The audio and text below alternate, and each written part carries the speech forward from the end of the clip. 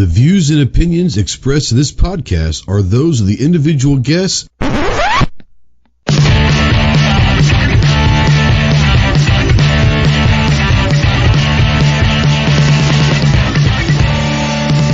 If you're a sensitive snowflake that may get easily offended, then turn this off immediately.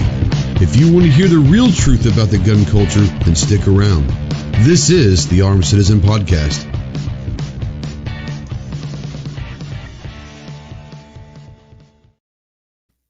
What is going on, my Go Squad? Welcome to the Armed Citizen Podcast Live. This is episode number 169. Today's date is December 1st, 2020. We are live, as always, on YouTube and also live over on Facebook. So if you're either where on those platforms and you're joining us live, go ahead and say something in the chat. We don't know you're out there unless you say something. If you're watching in replay or listening in podcast form, the conversation does not have to stop. Go ahead and utilize the comment section below. Tell us where we are stupid, where we made some mistakes, what we need to add, delete. Basically, call us out if you like, but utilize that comment section below. We ask everybody that's out there, if you like this, go ahead and hit that thumbs up. And if you really like it and think someone else may enjoy it, go ahead and hit that share button. We do appreciate that as well. If you want to call or text questions in tonight to the show, yes, you can call into the show. The number is right down below. The Ghost Tactical Hotline presented by our good friends Rod and Shelly Gates at the Gun Cleaners at 530-364-4678. And a quick shout out to Rod and Shelly. Came home today and had a little care package in the mail. It's a little bottle of their lube, and he sent me a couple of those bad boys that come in clean at patches. So awesome. Thank you to Rod and Shelly. I think I saw them out there earlier, but thanks as well. If you're new to the show, new to the channel, go ahead and tell us where you're from. We'll try to get you a shout out there.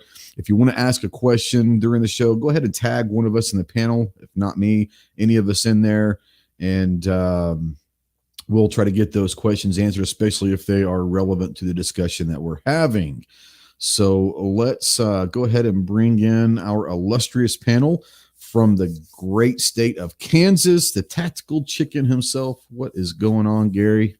Hey, not a whole lot, man. Thanks for having me.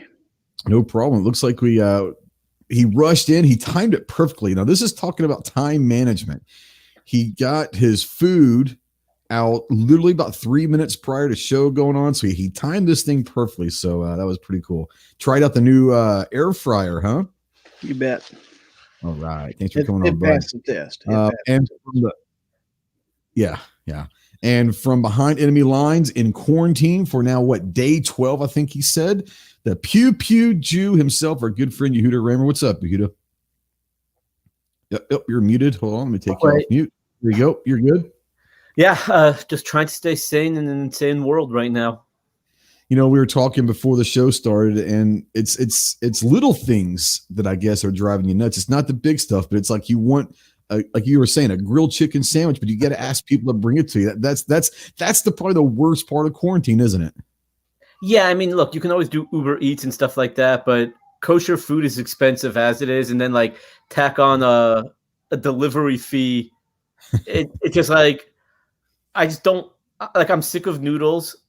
I'm sick of like pizza, and I just want like a good meal. Yeah, I understand. I'm sure that there's someone out there that'll be more than happy to bring you food if you ask. And like I said, I know you can only ask them so many times, but I'm sure that they would be more than happy knowing what you're going through and having the whole family there. Man, I don't know, man. I think that would be a very interesting around my household if we were all quarantined together. Yeah. Luckily, my two older kids are on Zoom so we hear them, but we don't see them all day, which is really nice. My 4-year-old is a bit of the devil reincarnated, so he's all over the place. And they're supposed to be at that age. Yeah. And then there's my wife, who I have to see every day. Yeah. Here's the thing about that is I actually, my wife works with me at my job, and she kind of handles some of the retail side of stuff. And So we're together 24/7, and it gets interesting. We've been doing it for 18 years now, as far as her being working with me. So we're used to it, but man, there are days where you're just like, I don't want to look at you. I don't want to hear from you. And I got to work with you too. So yeah, I understand that. Absolutely. All right. And from the great state of Texas, the tactical virus, Leprechaun himself. What's up, Clover? Hey, man. I got my package from the gun cleaners too. And I was happy because I didn't bother rodding them with it, but I forgot he had sent me some of the big bottles of the solvent and the lube. Yep. And I don't know, here a couple months back or something like that, in the new metallic containers or whatever. Yeah. And I got a couple of those patches, and I ended up giving them both away. Accidentally, I didn't keep one. So when I opened it up and there was a couple of patches, I was like, hot dog.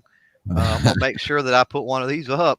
Don't give both of them away. Right there. So right there, so I know that I'm keeping that one. I might give one of them away, but that one's not going anywhere. Exactly. So, yeah. Once it comes out of the wrapper, it's mine. So I'll keep this in the wrapper just in case, but that one's mine. They're going to be something that everyone is going to want. Real quick, do some house cleaning.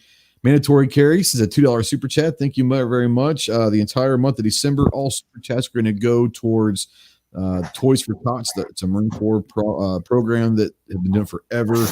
You get gifts and toys for kids that are underprivileged and all that. So Toys for Tots. So thank you, Mandatory Carry. $2. It says, I'm working tonight, but keep fighting. We always will do that. Always.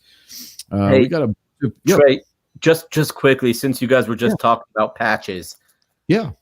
Literally 15 minutes ago, Instagram banned one of my posts. They took it down. My light 'em up menorah patch. Oh, that is awesome. So this is a very limited run because Hanukkah is in 10 days, and they literally took that post down 15 minutes ago. Okay, so real quick, going against community guidelines. So real quick, if people are you selling them or anything? Yeah, they're still available on my website. Where can people go to buy the light 'em up menorah? The pewpewjew.com. I'll drop the link in the chat. Yeah, and I'll on put it YouTube. For you. But literally, I mean, that happened 15 minutes ago. I got the notification, and it's like, come on, right? Like 10 days before Hanukkah. That's kind of, well, I mean, that's just the way Instagram is and all that. But that's an awesome patch. So go over there to the pewpewjew.com, right? Yeah, the pewpewjew. I'm I have to log into what do you call it? I just got to YouTube, Google. Yeah. I just got a brand new laptop last week, so I'm still finding things that I need to post. But here, I just dropped it in there. Perfect.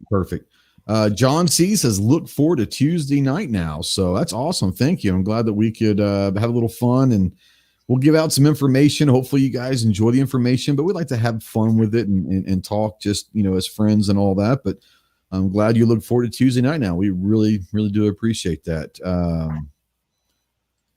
He says they're different. Look close. Oh, so Clover, apparently the ones we just got are different than the other ones. Oh, he said well, look close.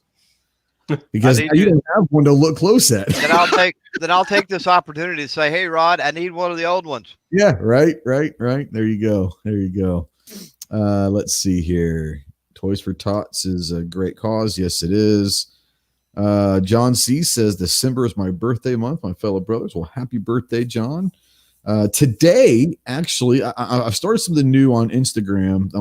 I started it yesterday, but I'm going to try to do it from now on. Instagram, I try to do something that this day in U.S. history. Today in 1955, pretty awesome event took place, but I shouldn't say it was awesome, but it sparked an awesome thing. But December 1st, 1955, Rosa Parks was arrested for not giving up her seat on a bus in Montgomery, Alabama, which sparked the modern civil rights movement. So today was that 65 years ago, I guess 65 years ago, Rosa Parks was arrested for not giving up her seat to a white man on a bus. So kind of interesting. I know that things have been shaky a lot maybe this year, but I would like to think that sparked something that's been a positive movement over the last 65 years. So little trivia, little history for you, dropping some knowledge on you. Sandy says, looks forward to this show too. Thank you. At 9 o'clock Central, 10 o'clock Eastern over on Sand Hill Shooter. He has the Get Off My Lawn podcast. I think pretty much everywhere on here. I think you've been on there as well. So I think a bunch of times. I think all of us have been on with Sandy a bunch of times. But great podcast. Get Off My Lawn podcast at 10 Eastern, 9 Central. So go check that out a little bit later on tonight. Two Gun Kitty says, just traded for a CZ Shadow 2. Question is what did you trade? I'd be interested to hear what you traded. The best trade that I ever had, and we'll go through the room real quick and have some fun before we jump into the nitty gritty. But just be thinking about this. But the best trade that I've had is I traded a CZ Scorpion. This is probably 4 or 5 years ago. The CZ Scorpion, I love it, but when you hear the deal that I got, one CZ Scorpion for the Beretta CX4 Storm and a Beretta PX4 Storm. So I think I got the better end of that deal. That's just me personally. So I'm trying to get over there and buy a damn patch, but I've already got mine. Well, it's being weird. I got like so many different tabs going. So now that I bought mine, I put the link out there in the chat. So Gabriel's out there. Pro Carry Trucker got my Glock 27 and Taurus G2C on the nightstand near in the motel bedside beside me. There you go. So, I would imagine that a lot of truckers are out there probably are carrying at least something. But yeah, so Gary, I want to go to you.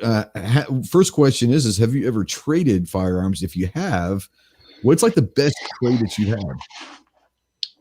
Not what you'd call a classic trade. Now, I have went in and sold 2 guns and come back out with another one, so you'd kind of call it a trade. Okay, sure. I traded a Versa Thunder 380 and a Taurus Spectrum, and then $80 to boot for my Glock 42. That's a pretty good trade. Got the gun I wanted, got rid of 2 I didn't really like much, and I was happy. Because someone, especially that Burst is a pretty good little 380, but someone ended up with a really good gun as well. It may not have been your favorite, but someone was probably looking for a Burst of 380 or some kind of a 380, and everyone's happy at that point, Yeah, it's a good gun. It just wasn't for me. Well, I understand. Yehuda, best trade that you can remember? Honestly, I'm still so new into the gun world, right? I'm not even. I mean, no, I've owned guns, but originally from California, right? So I've been in Texas for 6 years. That allowed me to get whatever I want. So I'm still so new to all this that I don't have 70 guns, or I got 10, 11 guns, and they mainly all have purposes right now. So I've actually never done a trade. Okay. Clover only has 1 gun. He's never traded, so I don't even know why I'm asking him this. I know, right? But I'll just ask him anyways. I know one of them. Oh, that's going to be the best deal, hands down. My 50 BMG was. I'm not going to go into all that. Oh, that's a long story. Somebody hit me up on on the phone or something if you want to hear it. If you haven't heard it. Greatest deal ever. But yeah, that may be the greatest trade in the history of firearm trades, quite possibly. Absolutely. Rich says he traded cap guns. Sure, man, we all grew up with cap guns. I remember. So I'm going to show my age, but we're all, except for Gary, he's old as shit. But we're all about the same. Yuda's a little probably younger than I am. I know Clover's a couple years younger, but not close, not far. But back in the 80s, the movie Silverado, and I was a kid when Silverado came out. And Jake, who was played by Kevin Costner, man, he was a magician with the wheel guns and always doing cool stuff with the holster. And I remember going home from the theater with my dad, and just begging him to stop by like Toys R Us, or just begging him to go get me a cap gun and a holster.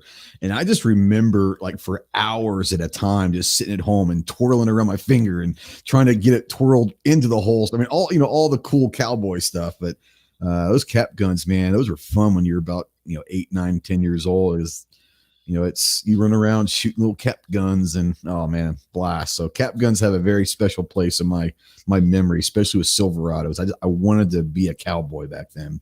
Go figure. God, you say cap gun and my nostrils are smelling it. Oh yeah. Like I just smell it already. That distinctive smell. Oh yeah. Artak and Daughter says, best trade I had was 2 weeks ago. Got rid of an M4 clone Bushmaster barrel, Anderson lower and upper, and a TC Compass 6.5 Creed for a Howa M1500 and a chassis and 308 and Remington 770 and 30-06. That's pretty good considering. I mean, no offense, but the Anderson stuff, and you're getting a 6.5. Oh, and a Compass. You didn't get a 6.5 Creed. You gave up a 6.5, but a Howa was pretty good. I've shot a couple Howas. They're pretty good. I don't know anything about the TC Compass. I know someone was talking about it. Was it you last night on your chat, Clover, talking about a Compass? I think so, probably. The Compass is a budget line for Thompson Contender. They're great rifles, but they're cheaper rifles, as is the Anderson lower, right? Now, was it you saying Contender's not the great one? There was another Thompson that was better, right? Oh, the Contenders or the I can't even think of the other stuff. But no, Compasses are low end, definitely. So okay. But yeah, he traded a couple of low end things for a couple of higher end, middle of the road at the very least things. So pretty good trade. Yeah. Thanks to Pro Carry Trucker. Be safe out there, bro. So he's got to run very early start in the morning. Everyone stay safe and always carry. Absolutely. Thanks for the super chat and be safe out there on the road, bro. Rich says, I love the smell of roll caps in the morning. Absolutely. Might have to be my next shirt. That is a good one. That is a really, really good one. I've had to, it sounds bad, but I've had to spend some money the last few days for tax purposes before the end of the year. And there's some pretty cool stuff that are out there for if you're looking for like hoodies and all that on Amazon. I was happening on Amazon and all these things are popping up for Cyber Monday yesterday. And there was some really interesting and kind of creative designs that I saw on hoodies and stuff. I was like, oh man, I wish I would have thought of that. That's a great one, but there's some very creative people out there thinking of sweatshirts and t-shirts and slogans and stuff. Oh, right. Trust me, I know it. Yeah. One of my favorite ones ever is your kosher one. That's one of the greatest designs I've ever seen in my life. That is a very big seller for you, doesn't it? Yeah, that's actually one of my biggest sellers on the hoodie, on the t-shirt, as well as I have a patch of that as well. And all three of them are massive sellers, but it's also it's probably the most common question I'm texted and messaged. Is it anti-Semitic if we buy that? Yeah, right. Yeah. And I'm like, no, not at all. It's anti-Semitic if you don't buy it. You don't buy it, yeah, because you're supporting me. You're supporting. Yeah, exactly. Yeah. Mystic's trying to trade Snob out there. So anyone wants Snob, Mystic says she'll trade for free. So I got a half-eaten bag of Funyuns. I'll start the bidding. Oh, we're going to auctions now. Do I hear 5 I hear 5 Yeah, no. All right. Before we get going, I do want to mention if you're out there throughout this holiday season and you're having any time, but especially in the next month or so, if you're having issues and you need to talk to someone, obviously reach out to me. I'll talk to anyone that ever wants to talk. No questions asked, no judging. Especially if you're a veteran, but if you are a veteran, anyone, but especially if you're a veteran and you need some help, the Veteran Crisis Hotline is always available. The number is scrolling down there. It's 1-800-273-8255. So yeah, if you need anyone, I'm always here. I'm always trying to be a good listener. No judgment. It's just, what's that old story of a guy jumps in the hole and the guy's like, when I was asking for help, why'd you jump in? Now we're both stuck. And he goes, yeah, but I know the way out. So, if you're ever looking for anyone to talk to, hit me up. If not, there are some really awesome volunteers at the Veteran Crisis Hotline. So take advantage of that. And obviously, we're always spotlighting the Marine Corps. If you have any questions about the Marine Corps or actually want to maybe join the Marine Corps, go check out the website, www.marines.com. I don't know if you can tell. I mean, I've kind of just basically exploded Marine Corps shit all over, but it's all good. It's what it is. The few, the proud, the stupid, the obnoxious. That's who we are. So if you want to join that fraternity of crazy bastards, then Marines.com. All right. Clover says, Mystic, I'll only take Snob if all the guns come with them. I don't think that was part of the deal, Clove. I'm just saying. I don't think that was part of the deal. Well, I was making it part of the deal. That's called negotiation. Negotiation. Come on. I don't think that she was really wanting negotiation. I think I'm going to ask for all. I'm going to ask for all, and then I'm going to see what they come. Yeah, right. She's going to give you the Altor and the High Point. That's what she's going to give. Probably, yeah. All right. Speaking of guns, so tonight we're going to discuss a little about EDC and everyday carry. And I'm part of a group over on Facebook that discusses everyday carry and all that. And it's pretty awesome because in the last month or so, there have been a lot of new members to this group, always coming in asking amazing questions. They're not just gun people. It's, what kind of, tablet or laptop case or something for everyday, bang around. But there's a lot of people out there that are getting involved with everyday carry. And that's one thing we're going to talk about is everyday carry. I think everyone hears that and they assume we're talking about firearms, and that's not necessarily true. There are a lot of people that don't want to carry a gun, and that's cool. But we're going to talk about the gun side of things as well, but other items that we carry. I think Snob's coming in to defend himself at this point. What's up, bud? This is ridiculous. He's trying to pawn you off to the lowest bidder. You're like a government contract going to the lowest bidder. You're on a half-eaten bag of Funyuns. Oh no, he wasn't. No, he wasn't offering a halfback. He was trying to sell those. He didn't offer that for you. He just said that he'll take you if only your guns come with you. So, it is what it is. Clover Texas, the Marines always need a ride. This is true. It is what it is. Someone's got to drive us around. It's like chauffeuring Miss Daisy, right? For Miss Daisy. Right. But like I said, the EDC side of things, it's not just guns. Obviously, everyone in this room carries guns and all that, but there's all sorts of stuff to it, whether it's first aids or knives or, tourniquets. Like I said, anything and everything that you're going to need in your everyday life. And that's different for everybody, depending on where you work, where you live. Is it urban? Is it rural? There's all sorts of different things, but we're going to talk about a little bit is what we kind of carry. If we want to discuss that, you don't have to tell me what you want to carry if you don't, but we're also going to talk about maybe some ideas of items that people should be thinking about carrying if they're not already doing that. So, I'm kind of start out firearm side. Obviously, I'm carrying right now the CZ P10S. Really am enjoying this gun, but I'll go with the Shield. I'll go with the Canic, the Walther PPQ, the 19. I'll carry 380 every now and then. So I kind of have a rotation, but it's usually 3 or 4 guns. But I'll usually go about a month at a time with a gun, and I've been going for a while with this CZ, and I really have. It's my first CZ handgun. And I really I've liked it. So, but yeah, so, Gary, I'm going to start with you. Do you have a particular gun, or is there a rotation of guns that you have for your everyday carry for people that are getting into it, something that they might look into? I pretty much stick with the same gun every day, and that's my SIG P365. Mm-hmm. Now, you've been carrying that for, I don't know, a lot of this year, but prior to that, were you carrying a 42? What were you carrying before? Yeah, 42. Yeah. Okay, that might be a possible popular choice here a little bit, because we're going to go to Clover, and I know that he has a small rotation. He carries different things, but primarily he carries one. You want to go through maybe your rotation?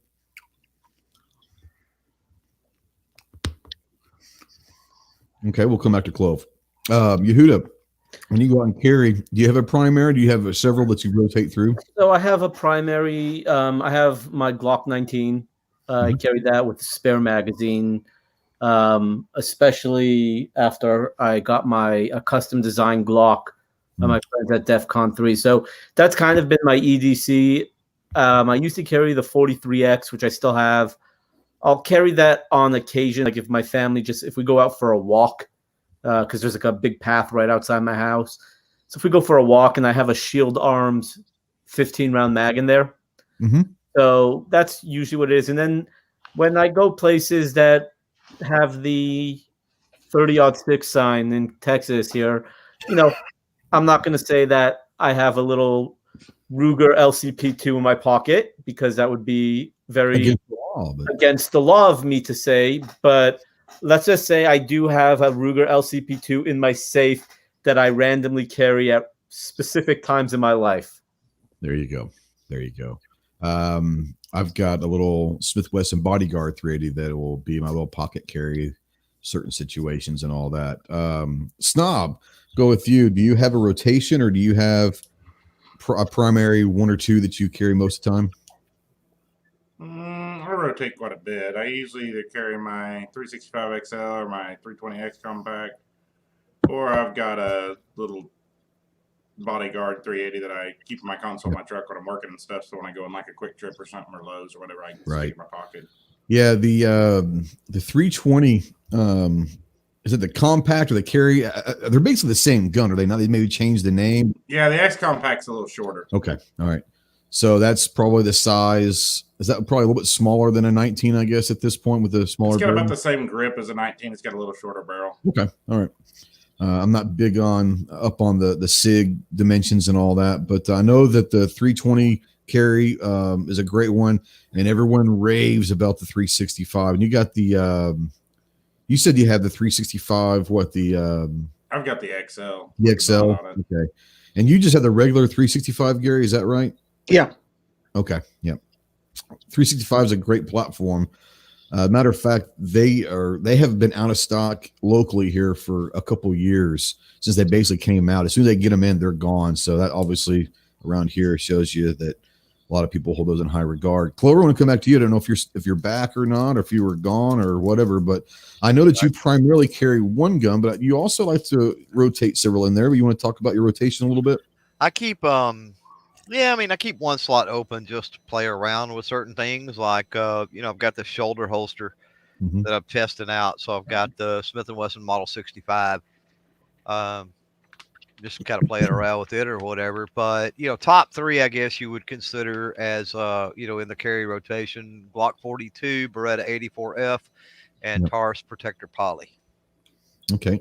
And I know that for the longest time, your favorite carry is the 42. Is that correct? Well, it still is. Yeah. John C. out there says Glock 26 here, the Streamlight TLR 6, living in California where we have limited number of guns allowed to have our CCW permit and a small selection of handguns to choose from. San Bernardino.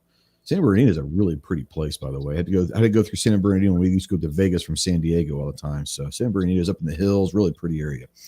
But yeah, and like I said, if you're out there and you're just getting into EDC and all that, we've got just in the five of us, we've given you quite a few options to think about. There's some great ones out there, but we want to tell you this is before you go buy, don't buy because we say that we carry those or whatever. Get to the gun shop somewhere. If you've got a firing range inside there, go shoot as many of them as you can. Feel them, make sure they feel good. And the biggest thing that we're going to talk about here next is carry placement for guns. And a lot of people will have different places they like to carry. I think most of us will typically carry on our waist and our belt somehow, some way. For the longest time, I've always carried about 3 or 4 o'clock, and that's always been comfortable to me, whether I'm sitting, whether I'm standing. And I have been getting in a little bit to appendix when I'm standing. And what I find myself do is moving over when I sit down and stand up and move to appendix. But here's the reason why is I found a holster that's actually comfortable for appendix. Most holsters for me have not been a really comfortable way to carry, but I found a holster that is really comfortable, quote unquote, as comfortable as you can be with appendix carry. So I am trying that out a little bit, but most of the time I carry at 3 or 4 o'clock. Gary, do you carry in your belt? And if so, maybe what position do you kind of carry for people who are just starting out? I'd probably call it 330 or something like that. Sure. Yeah, exactly. Steven says he carries a mini musket. Awesome. Feels like a pirate. Yeah, Clover, typically where do you like to carry? Outside the waistband, big outside the waistband guy. Okay. Yeah, I would say, between 3 and 4 o'clock, something like that is typically where I carry. Sometimes a smaller back, sometimes ankle carry, very rarely. Sure. But since I've lost weight, you're talking about going appendix carry. And so, first of all, I've got to get some pants that actually fit. I'm tired of suspenders and belts and other things trying to keep my pants up at this point. But once I do get some pants that actually fit, I'm not opposed to maybe trying out some appendix carry again. You know what I mean? And I wonder, honest to God, that you brought up a good point. And I wonder if that's one of the reasons why I find it a little bit more comfortable now is I've lost 30 pounds. Right. And you've lost more than I have, but I've lost 30 pounds where I've always been in decent shape, but I had the muffin top, you know what I'm saying? Yeah. And that probably doesn't help with appendix carry. I wonder if that is something that has made it a little bit more comfortable is since I've lost a little weight, that I don't have that extra weight on top of the gun, kind of pushing it down my belly. That's interesting. Right. And I wonder, yeah, go ahead. Well, I mean, what I was going to say is, end of the day, I don't think anybody appendix carries outside the waistband, do they? And so I don't know. I really like OWB, and so I don't know even if it was comfortable. It may become an option, like several other things are, but I don't know that it would move. It would cause me to move away from OWB as my primary. Yeah. Big kid out there. This is base carry, but it's just 234 and 25 seconds. He's got the sundial on his necklace that he kind of uses the sun and finds that exact position. And that changes throughout the day. Yeah.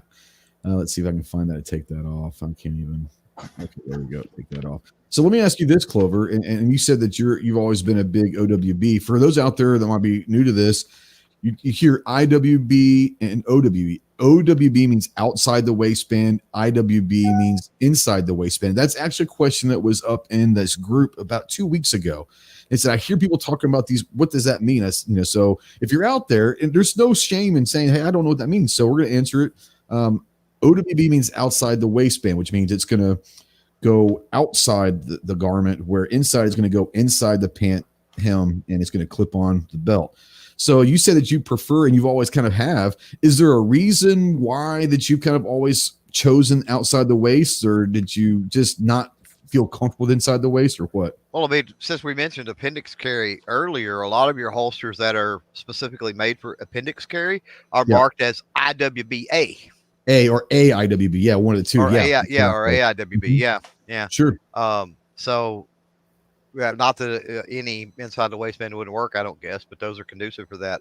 No, I mean, for me, it's moisture barrier is part of it, and I typically wear t-shirts that are untucked anyway, so if I need to conceal, it's kind of the best of both worlds. I mean, I don't have to conceal here in Texas, but I could, with a shirt tail over it, it's sort of concealed, but yet it's not at the same time. I don't have, as far as reholstering and other things, drawing, reholstering, I don't know. I just find it easier not having to mess with something that's inside your pants. I mean, it's external. It's just a little easier to get to. Like I said, and the biggest thing in the Texas heat and everything else, I typically wear an undershirt anyway. So, I mean, there's a moisture barrier there as well. And a lot of your IWB, I had a guy comment on a video or something. I don't even remember now. And he hit me up in email. We started a conversation. He just got a new firearm and his first, and we were talking about holsters and other things. And I actually run around and was looking at holsters to suggest for him. And one of the things I'm used to with OWB is I'm used to that wide as far as the way it fits your belt. The loops there's two loops. They're really wide apart. That distributes the weight more across that belt. It just rides a lot better. And a lot of your inside the waistband are not that way. A lot of your inside waistband are just single. They have just one single point of attachment. Usually they're in the center. And so that's another, it's not as sturdy feeling or whatever to me. It just doesn't distribute the weight the same. I want to bring up this question that James has. How do you use a public bathroom when you carry appendix? And I'm sure that's probably tongue in cheek, but it's Carefully. just move it. You just move it. If you're going up there, you just slide it over to 3 o'clock or wherever just to do that. I mean, that was probably a tongue in cheek question, but it's a fair question for people that are thinking about doing that. That's something that, like I said, for me, when I sit down, I can't stand in the vehicle, so I always move it over when I sit down anyways. But yeah, Yehuda, Snob, bring you guys in real quick. Inside the waist, outside the waist, and kind of what carry position do you like? Yehuda, go first if you want. Okay. So I'm a big outside the waistband guy. Okay. It could just be I don't like I don't wear watches, or I can't have my top buttoned. I'm very, very what's it called? When you have sensory issues. So having something inside, IWB holster, it's just not really. It doesn't work with me. So I carry usually around 330, and the holster I have I absolutely love. And honestly, what makes the big difference is the belt I use. I mean, the minute I started using, I'm sure we've all seen their ads, but the Next belts. Yeah, I've got a Next belt. I love them, and Core Essentials. They're very, very similar. Yeah. The ratchet belts are the way, I'm telling you, the ratchet, whether it's a Next belt or Core, the ratchet belts have been a game changer for me. Yeah. Absolutely, no doubt. So you can loosen them up and all the time. It's perfect. Exactly. So that's what I have. I have my holster on my Next belt, and I'm carrying a full, like I said, a Glock 19 around in the chamber, a spare magazine on the other side, and it just stays in place and doesn't move. Yep. Awesome. Snob, what about you? Inside, outside kind of position? I rarely carry inside. I carry mostly outside around 334. I do carry inside the waistband some. Just depends on what I'm doing or where I'm going and how okay it is to be carrying. And then, like I said, I do pocket carry some with that little bodyguard. I think JMA meant to say it's hard to carry inside the waist with a 10 millimeter at 5 1/4 inches. I would imagine that it's not hard to carry outside. I would think it was hard to carry inside the waist, but maybe he meant, I don't know. I think he probably meant inside. It's hard to conceal outside, maybe. This is true. What we got here? Oh, Lord. Jeffrey, how are you, my friend? At least he wore a hat to hide his wonderful. I think he saw me. He's making fun of me, probably. It was 19 degrees here this morning. It was cold. Holy smokes. All right, so you don't want to hear my sob story then? Sure, let's hear it, man. Let's hear it. Yeah, because that's what I do. I show up late in a show and just disrupt things and talk about like something else. Yeah. My daughter tricked me into going running this morning. It was 37 degrees out, and I think my lungs froze from the inside out. Mm-hmm. I've not recovered. So this morning, took the dog out for her walk, and it was a hard frost, and so the grass was crunchy. And she's 7 months old, so this is like the first time she's been around frost. And she stepped on the grass, and she like jumped. She's like, "What is going on?" She looked at me like, "It's okay." I said, "Come on, let's go." But it was pretty funny. It was pretty funny. But yeah, she looked at me like, "What the hell's going on?" Is this the moment where I can just make a really sad face and say, "Well, you guys all got to go outside today"? Well, I forgot.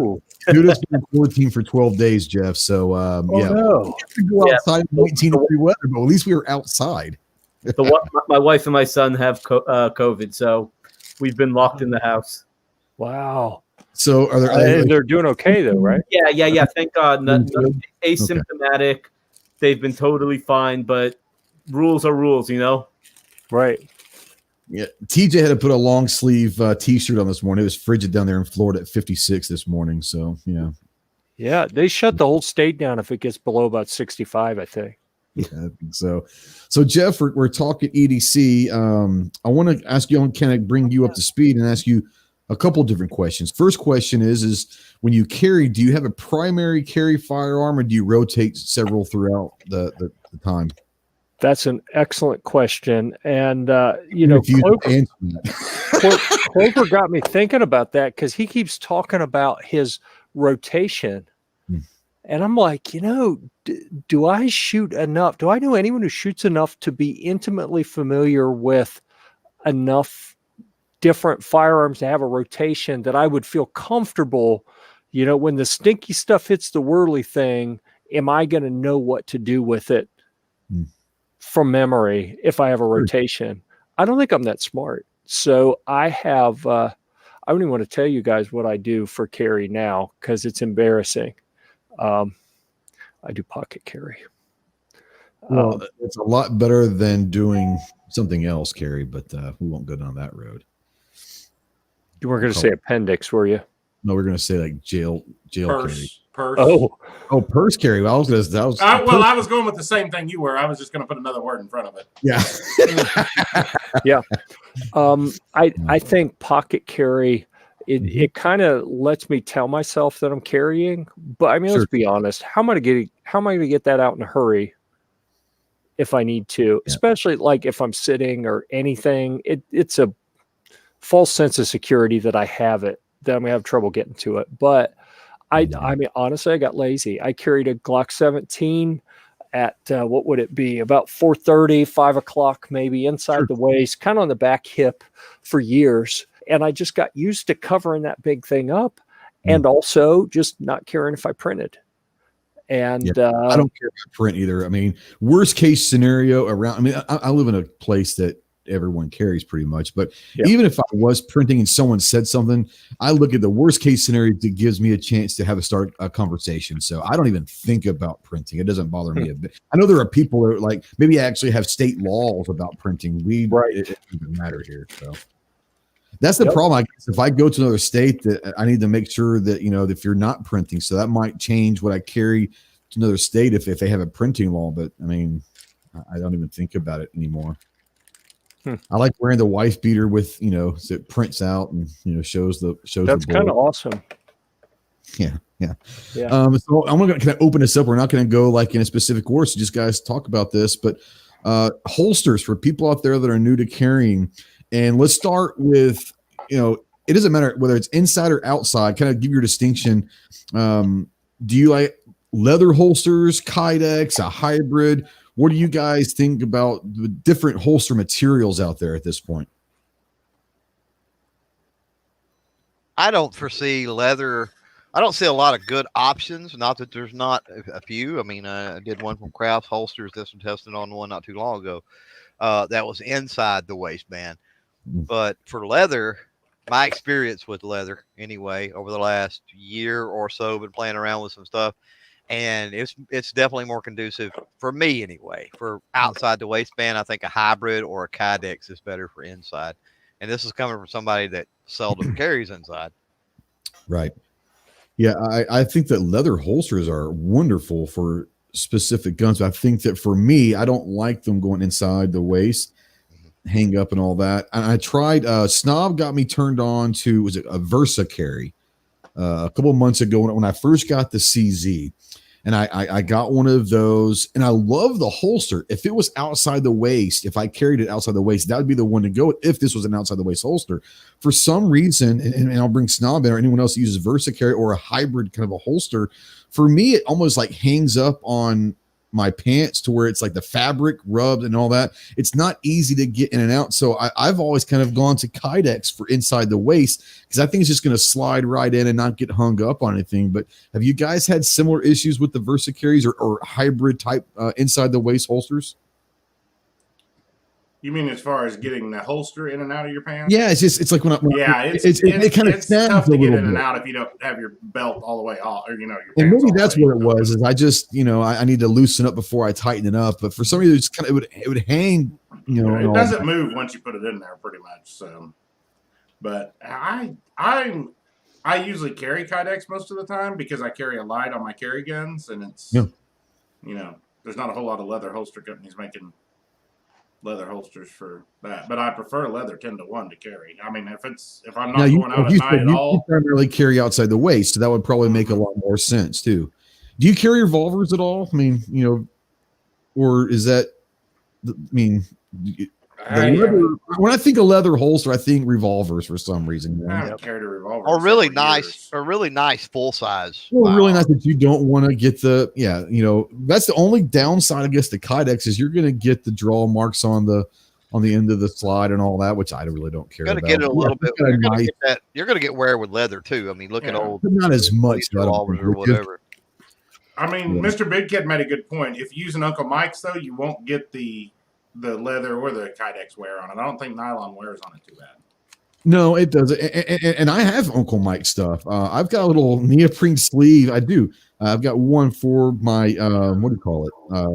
Bodyguard. What's a little neoprene little? What do you call it? What do you call it? No, but what's the material you just called it? Neoprene. Nylon or something. Nylon. Okay. Well, yeah, I call it neoprene. It's the same stuff. But yeah, I've got one little thing that when I do carry the pocket with the 380, I'll just slide. I don't have a pocket holster. I just use that and all that. But anybody else want to talk about what material of holsters you guys, Gary, Yehuda, Clover, what material you guys prefer? I do both of them now. I carry inside the waistband almost always now. But I have that VersaCarry Comfort Flex that I carry usually on weekends. And when I go back and forth to work, I use a Mission First Tactical Kydex holster because I can't carry it at work. So I'm constantly, I get to work, I have to take the holster out and put in my safe. When I get out, I have to be able to get in and out in a sitting position, and Kydex is way better. And I know what you're talking about on that VersaCarry. It is kind of difficult to get on and off, but wearing it for several days in a row, after a while, you will kind of get used to it. And it really does feel good if you're going to wear it all day long. I mean, you can't pick a better holster. Yeah. So my Kydex, my two choices as far as brands go, I've got literally a dresser drawer full of holsters. I'm sure we all do. I'm a hoarder of holsters. But I've come down to two basic companies that I really, really like. One of them is Klinger. This is a Klinger holster. They're made here in Arkansas, right down the road from Walther. So ironically, this is what I carry my Walther PPQ in. But Klinger is really good for inside the waist. They really, you can change the cant on it, but it's a real slim fit. And I really do like this. But the company that I have now that I carry, different styles or whatever, but We the People. We the People holsters, can't really see it, but I really do. They're thin. They're really, really thin for inside the waist, and I love the way these work. They're very comfortable. Those are just brands that I prefer. I guess more than anything. We put that back over there. Yehuda, what about you or Clover? I mean, I'm a big Kydex guy. I'm not into the hybrid. I'm not into leather holsters. Also, I live in Texas, so carrying a leather holster on you in the summer is a death sentence. But I use a company that I'm really impressed with called M2 Tactical Solutions, and I've been biking with my 43X and got some nasty spills, and that holster doesn't budge. The gun stays locked in place, and they make a really solid product. Yeah. Clove, do you have a specific holster brand that you like altogether? Yeah, I mean, possibly. I want to talk about material just a little bit and say that one thing about Kydex over leather or even neoprene or nylon or whatever it might be. One of the cool things about Kydex is inside the waistband, outside the waistband. If you really want to customize your bling, Mm-hmm. you could do that. I mean, you could get all types of colors and designs and pictures and whatever going on. And that's part of the fun of firearm ownership is, being able to do cool little things like that when and where you want to. Yeah, as far as brands, I mean, I go with, and this is going to sound, I don't know, fuddish of me maybe or something, because it's going to be no surprises to anybody out there. But more often than not, I go Alien Gear, man. You can't hardly beat Alien Gear's good stuff. I don't think anybody would disagree with that. And as far as Alien Gear, what really sold me on Alien Gear, and I've got tons of holsters. Everybody does. We have boxes of them, right? So I'm not beholden to Alien Gear in any way, of course. But what really sold me on Alien Gear was when I got that Taurus Protector Poly, I couldn't find a holster anywhere. And not even on Alien Gear. But it said something about on their website about custom, contact their custom shop. And other than it taking like 3 weeks to get here or something, there was no extra cost for them to custom make me a holster for my Taurus Protector Poly. And that kind of sold me. I was like, wow. And so when there's people out there that can't find a holster for what they're looking for, I'm like, hey, call Alien Gear or send them an email, because they could do some amazing things that they don't readily advertise, right? And then as far as leather goes, the craft holsters, man, I've been blessed enough to work with them for about the last year. And I mean, looks like good. They touted being Italian leather and German stitching and all this other stuff, European sourced goods, of course, but made in an old school way, the artisanship and everything is there. So if somebody was looking for a leather holster, I wouldn't have a problem at this point recommending craft holsters. Yep. I've got an Alien Gear shapeshifter for my 19. I love that thing. Really good stuff. You're talking about, being able to bling it out or whatever. And I know that Snob actually does Kydex. I mean, he's done holsters himself. He's got a great video, actually. If you're looking to get into making your own Kydex, he's got a couple of them, but one of them's really good video. And I actually started thinking about doing that because I didn't realize how you can find whatever design you want of Kydex. I didn't realize that was a thing. So that's kind of cool. But I always try to go like this one is I have a bunch of these for different ones. The American flag. I've got a bunch of the Marine Corps stuff. And then one of the We the People says We the People. And it's got the Constitution. So yeah, I mean, it's one of those things that no one's ever going to see it probably, because it's concealed.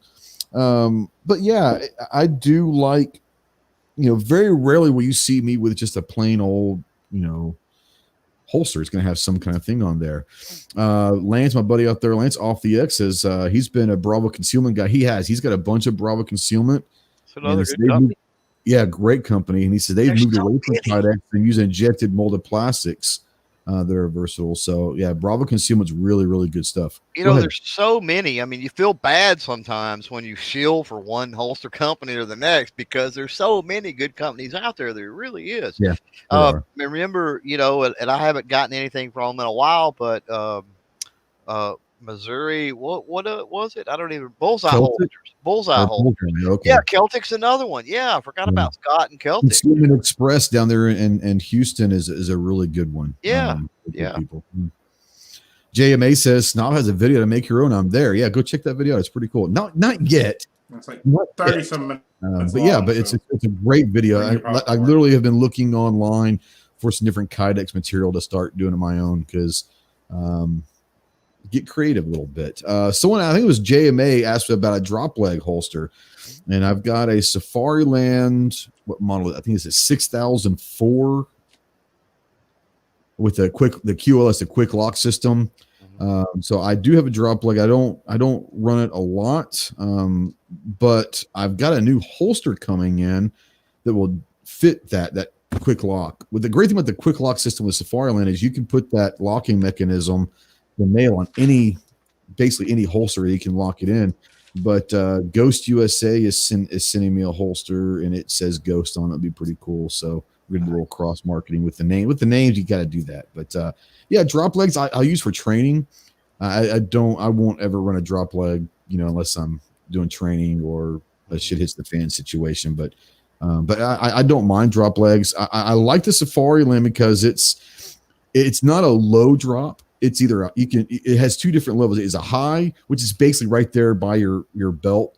And then they've got what they call a mid drop, and I keep it on mid. It's especially if I'm training, I'll be able to wear it with my plate carrier, and it's basically at the bottom of the belt versus the top, maybe the top of the pocket, but it's just enough space that it doesn't impede the draw with the plate carrier. So if you're looking for a great drop leg, look at the Safari Land. I know that Hans is waiting for his Alien Gear drop leg. I know, Clover, you've got a drop leg. I don't remember what brand. Is anybody else here? Alien Gear. Okay. Alien Jeff, Gear, Yehuda, anyone?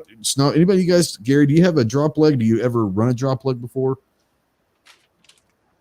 No. Okay. I don't have one. I had a pretty awesome deal on Safari Land, but I decided not to go with it because I'm going to train how I'm going to fight, and even if I'm taking tactical courses, I mean, I'm never going to be wearing a drop leg holster. Yeah. No, I hear you. I think I still have a cheap, like Uncle Mike's crappy one that I've never used. Just, I don't know. Got it somewhere, bought it for some reason. I'll tell you what's funny is if you ever see me with a low drop leg hold, I'm short. Everyone knows that. So maybe that's why I like the high and the mid, because a mid drop leg holster is probably a low one for me because I'm so short. But I've got a couple over here. I've got I don't even know what brands they are, but I've got a shoulder holster. I got two shoulder. I got one kind of the nylon, and then you can kind of see one of them hanging right there. And then the other side I've got a leather. I really like the leather. The problem with the leather is it's a horizontal, and I'm not a big fan of the horizontal shoulder holster. I don't like flagging everyone behind me. Right. The nylon, which I never really use either one of them, it is a vertical, which if I'm going to run a shoulder, I do like a vertical because at least I'm not going to be flagging people behind me. I know it's not a big deal. I wish I could, and I probably could find one. I just haven't looked because I don't use them a lot. But a leather vertical shoulder holster would probably be really awesome. That would be kind of something I would, like I said, I keep saying I'm going to get me a vertical one. I could get one from Kraft or from Versacare. Either one, send me one because I want one for one of my third gen Smiths. Go full 80s with a leather. Yep, absolutely. I like the way a leather shoulder holster looks. It just looks great. I just wish this was a vertical, and maybe that's just me. It's just a hiccup that I don't like horizontal shoulder holsters. Maybe it's just something I got to get over, but I do like, if I'm going to wear a shoulder, the leathers they look great. They really, especially I've only used a little bit horizontal, and it was like I think it was a Serpa one from way back when.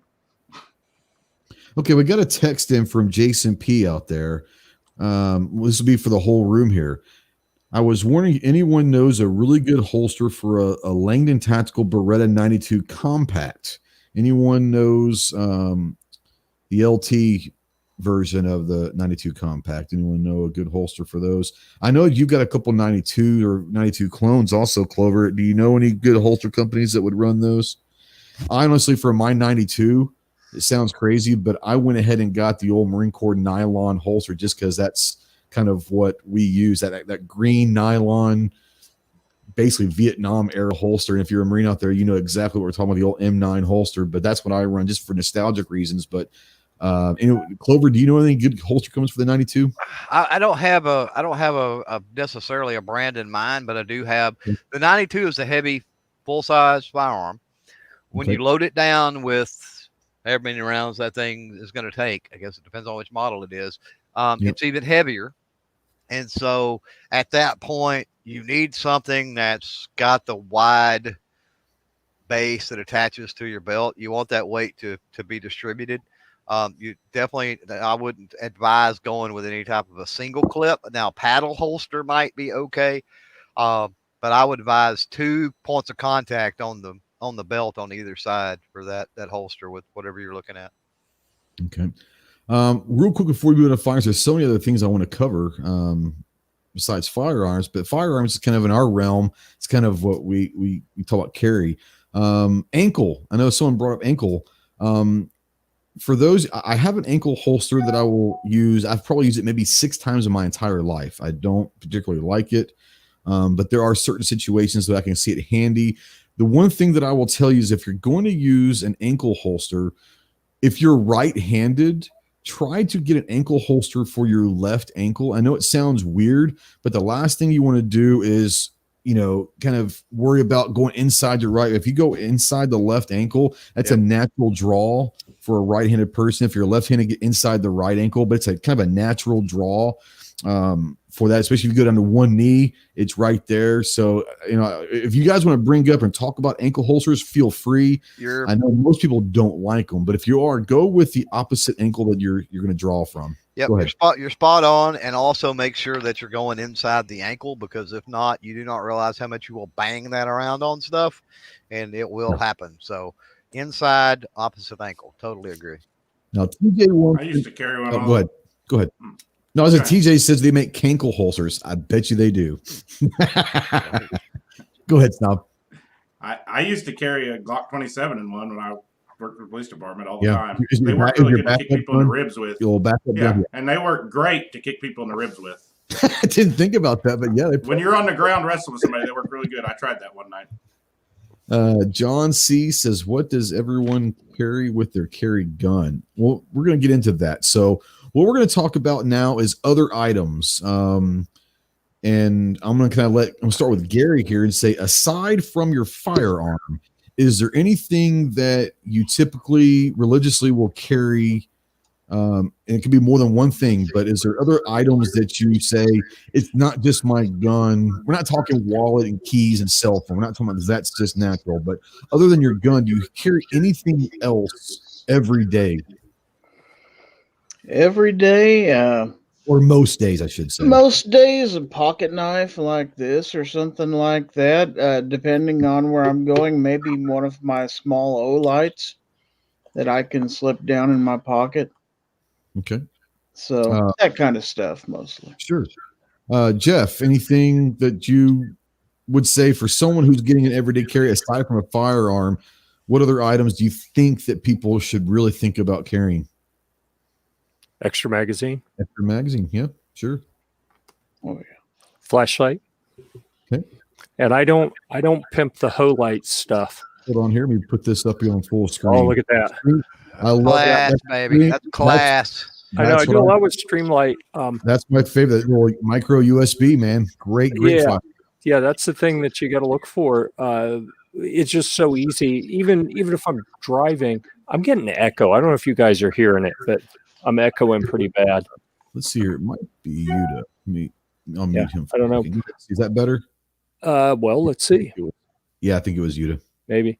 And then a pocket knife. Right now, I'm carrying one of these little Gerber paraframes. And you mean one like that? Yeah, I think this is the littler one. Oh, that's the bigger one. Yeah. Yeah. So honestly, I started carrying these years ago because I am terrible about losing them. I had a Spyderco sent me a little daily carry EDC knife a few years ago that I absolutely loved. And it was like $150 knife. And it killed me when I lost it. These things are like $8.88 at Walmart. So I don't care if I lose it. It's little. I mean, honestly, what am I using an EDC knife for? Mostly opening boxes. Right. Maybe cutting some food if I'm too lazy to go get a kitchen knife. I don't see myself ever knife fighting. Okay. You know, I've had some training in knife fighting, oddly enough, and I don't like it. I want nothing to do with it. You know, I got the pistol for a reason. You know. Yeah. You know, I was going to ask you the graphic. I love a karambit. That's a folding karambit, but I'll get to me here in a little bit. But yeah, I actually like carrying a fighting knife. Yeah, go ahead. Mm-hmm. Yeah, I think knife fighting is something that you really have to train for it, or you're liable to hurt yourself. Which just like very easily hurt yourself, no doubt. The argument that I've heard, or maybe not argument, but people talking about, man, I would love to have, if I could have a lightsaber, that'd be awesome. You know what? If I could have a lightsaber, I would sell it immediately. Because I'm telling you, I would decapitate myself. You know, just spinning around having fun. You know, I'd be I'd be Bob, you know, the guy with no arms and legs just bouncing up and down in the water because I thought you was going to say Bob Ed. No, let's hope not. Jeez. Well, Talking about floating around the water. Oh, that's shouldn't go there. So what I didn't show is something that you had on your graphic, for this show. What you put up on social media, telling people, "Hey, go watch this." Yeah, and that's something that I have struggled with. How to incorporate that into kind of a more casual everyday carry, because I know I need it.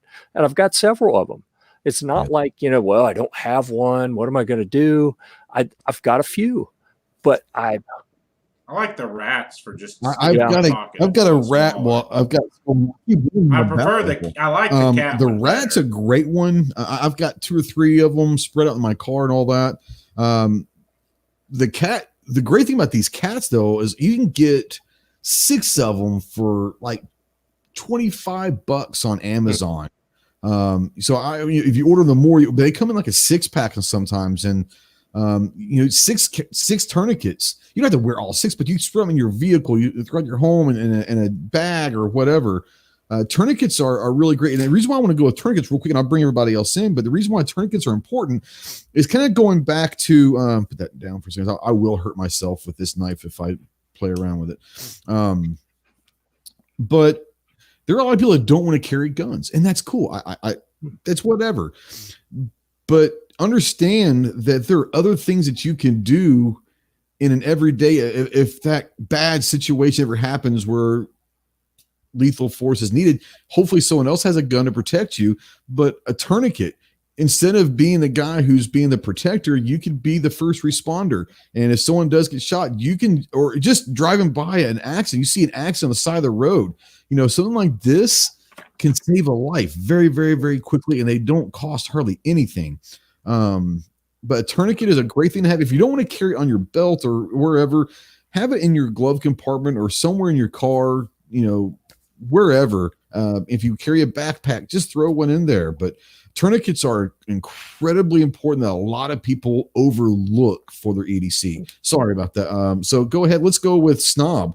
Anything besides a firearm that you say for someone who's thinking about doing EDC, what would you recommend them going to get? I mean, like you just said, I carry a tourniquet most all the time. At least if I don't have it on my person, it's at least in my car, but I usually try to keep it on my person, not the rats. My pocket. It's just like the rats are great.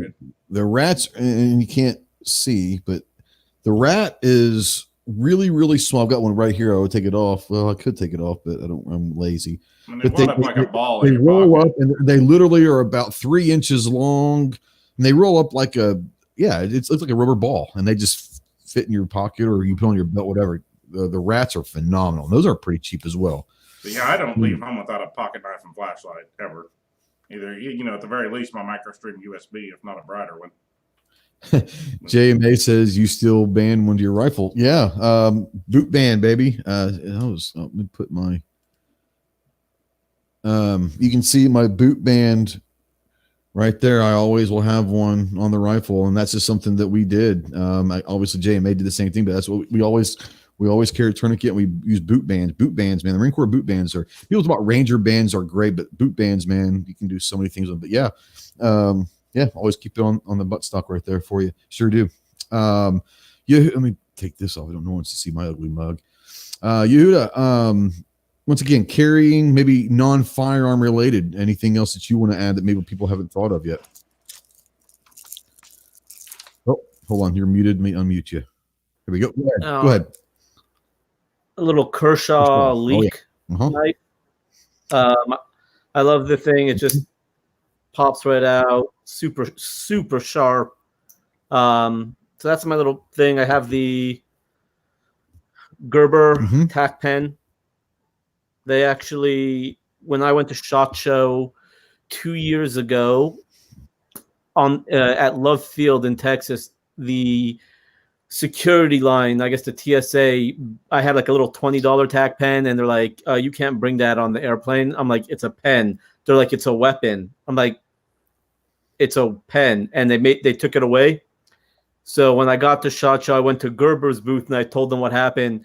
And I'm telling you, they talk about good customer service. 3 of their employees are like, okay, here, which one do you want?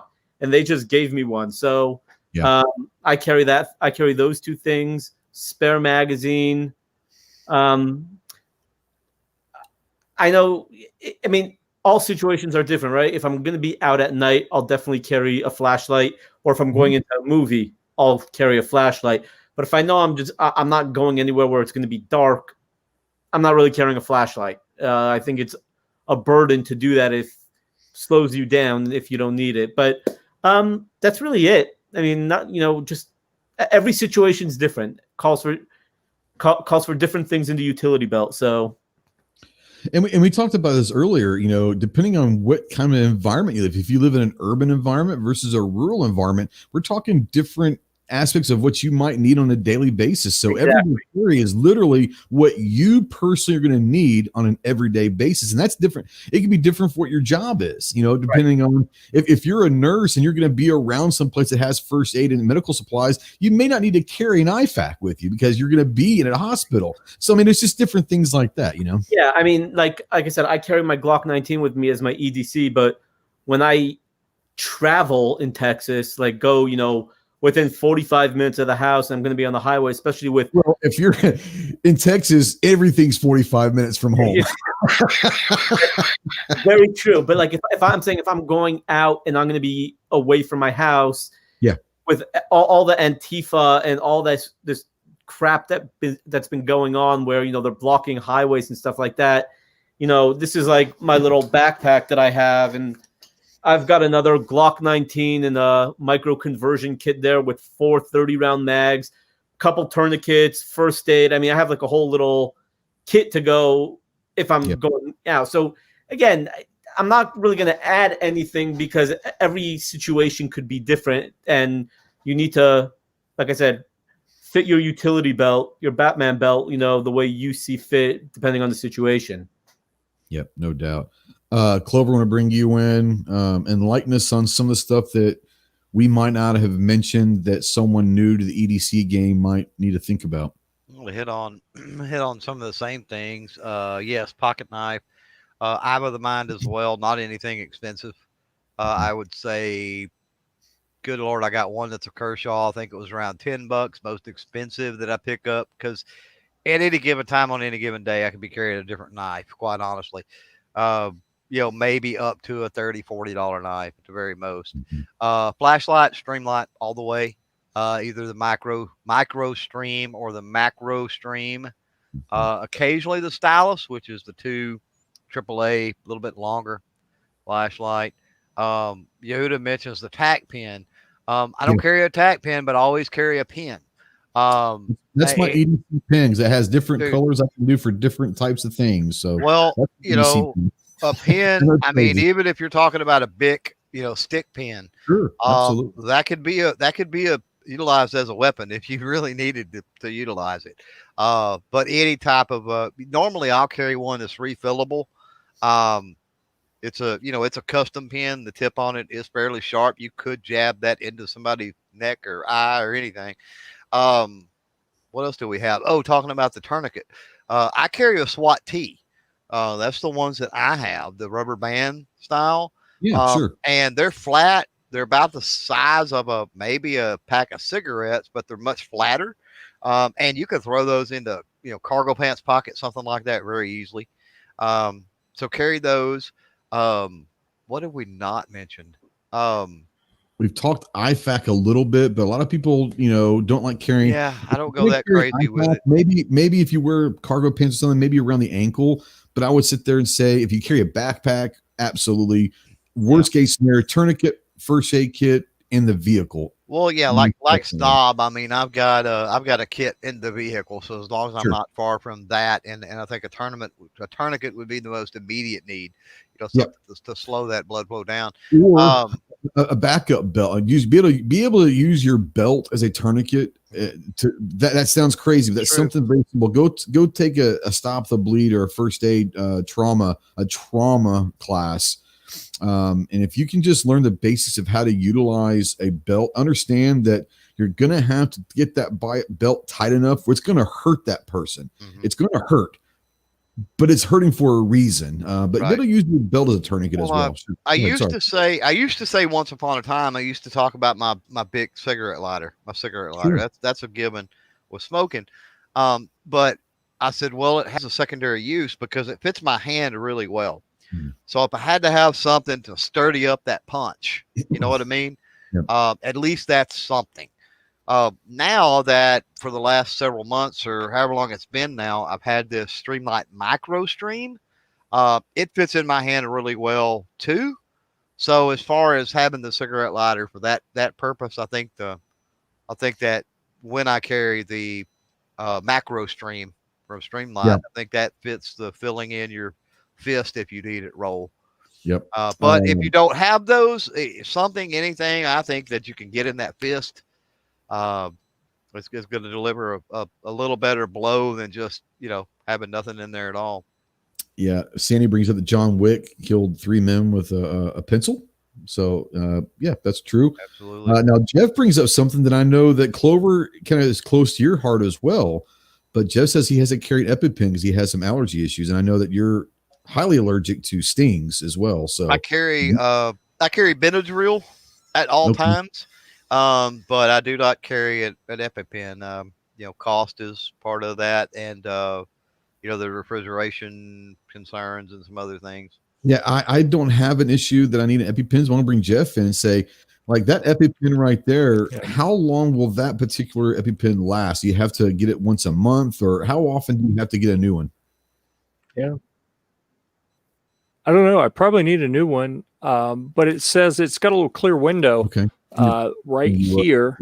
And if you can see through it and it's not cloudy, then it's still good.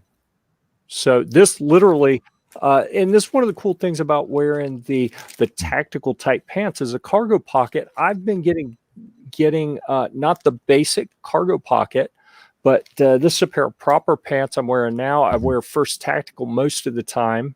LA police gear sometimes if I'm feeling kind of budgety. But the proper and the First Tactical have little pockets inside the cargo pocket that are up against the leg to organize. This EpiPen slides right into one of them and it holds it still. It doesn't bounce around because this is a long tube that if it's not held in place vertically, it'll get sideways. It gets uncomfortable. And then like Clover, I got my little Ziploc bag of Benadryl as well. Because I've had some intense allergy issues lately.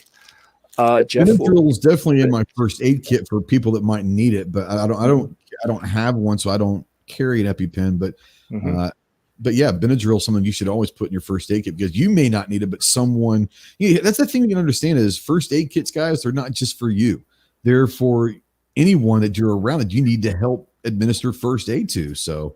Let me ask you guys this that do have or carry a tourniquet.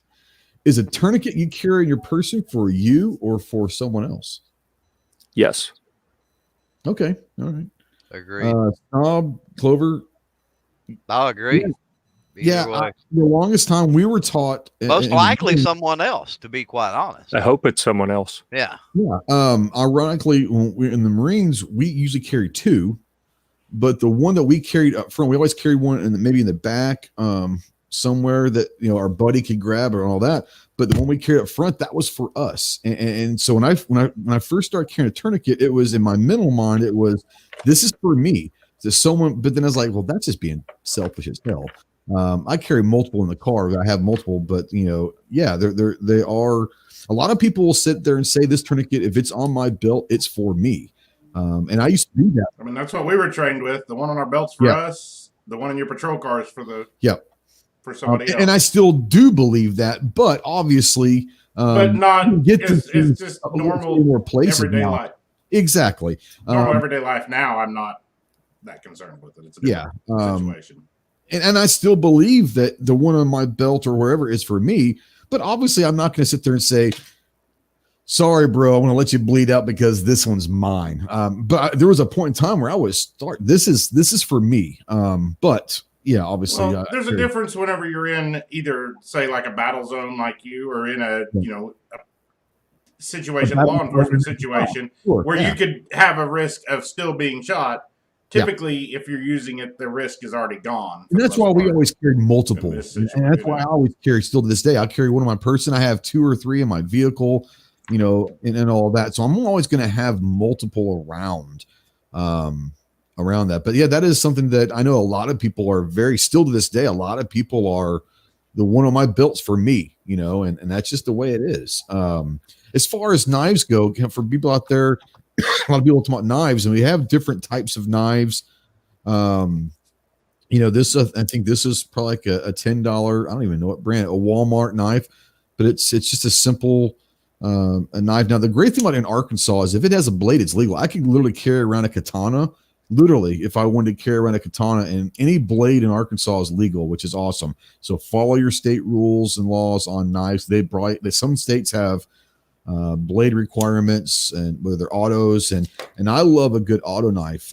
This is one of my favorites, and it's Regicide. It's out of Texas. I got this at Wanamaker actually a few years ago.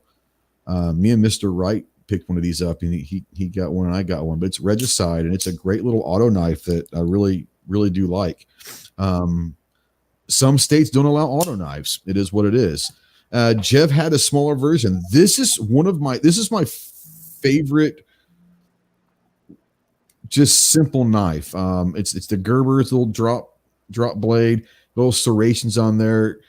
I love this thing. It feels great in the hand. Yes. And Clover's talking about being able to have something in your hand. Something like this is a great one to have in your hand too. It gives you a little power. Some people carry rolls of quarters in their vehicle. If you want to get into a fight, roll of quarters, roll of pennies will definitely do a lot of good. But that's a great little Gerber, and it's cheap, man. But that is I've had this for years, and it has lasted. It's been through hell and back. But I do like the drop nose with the serrations. Really do like it. But on my everyday carry, I'll usually carry one of two. I have 3 or 4 different knives in my vehicle, fixed blades and all that. But for my everyday carry, typically, I'll go back. This is a little folding karambit. I love a karambit. It's a good fighting knife. Once again, you can get into a fight, and you have that in your palm, but you also basically have a new talon there at this point. That would really fuck some people up. This one right here is just a single-sided blade for the folding side. It would be very, very dangerous to have a folding blade with the outside blade. Reach down your hand, slice it off. Very, very sharp blades. Great. If you're looking for a good fighting knife, and you can find some folding karambits for $25 that are probably decent. But my favorite blade is a karambit as far as this. And then my other one is a kind of the karambit, but it's a fixed, and it's got a little sheath. And you can either go through a belt, or you can go through the belt loop right there, or it will just kind of attach. But this is a little karambit as well. And this is the double-sided blade karambit. This is a fixed blade. And once again, it's a fighting knife. It's just not going to be something that you're going to use as opening box. You can, obviously. This isn't a box opener. This is going to be a fighting knife where if for some reason you don't have a firearm or you can't carry a gun or whatever, I would definitely look into some kind of a fighting knife. It has to be a karambit. There are a lot of different fighting knife styles out there, but the karambit for me has always been my favorite. And this is a fixed blade. This can just go on your belt or whatever. But if you're out there and you don't want to carry a gun for self-defense, I would definitely look into a fighting knife style. That's just me. You can do what you want to, but just throwing different options out there. But there are all different kinds of knives, folding knives, auto blades, and there's all sorts of stuff. Just go find a good knife, and it's kind of like guns. Go and handle some, which feels good in your hand. Do you like this? And it's one of those things where this auto blade is more of a Tonto blade, but it's single-sided. I have another auto blade that's a double-sided blade for auto knives. But you're going to figure out, you're going to see a couple blade styles that you like or dislike. I kind of go to the drop nose Tontos, which are very, very, very similar between a Tonto and a drop, and then a karambit. Those are the kind of the 3 styles that I really, really like. But you're going to find a style that you like. But knives are just as addicting as guns are. But like Clover was saying, or someone was saying, you can spend $10, $15, $20 and get yourself a really quality knife if you're not comfortable carrying guns. So that's just something else. Well, that little auto knife that you've got there, people get carried away with blades and the size and a lot of different things. That right there is about all you need to get in around ribs. That's it. A nice narrow, thin blade like that. And I'm a big fan. One that I carry pretty often is a knockoff SOG. It says SOG all over it, but it's not. It's a knockoff, and it has a stiletto type blade, and it's way longer than I need it. I want to say it's like maybe a 4-inch stiletto blade on that, but that gives me room for error. But it's a thin enough blade and that stiletto style profile that I could get in around ribs real easy with that thing. Real quick. Okay. G23, you open the door.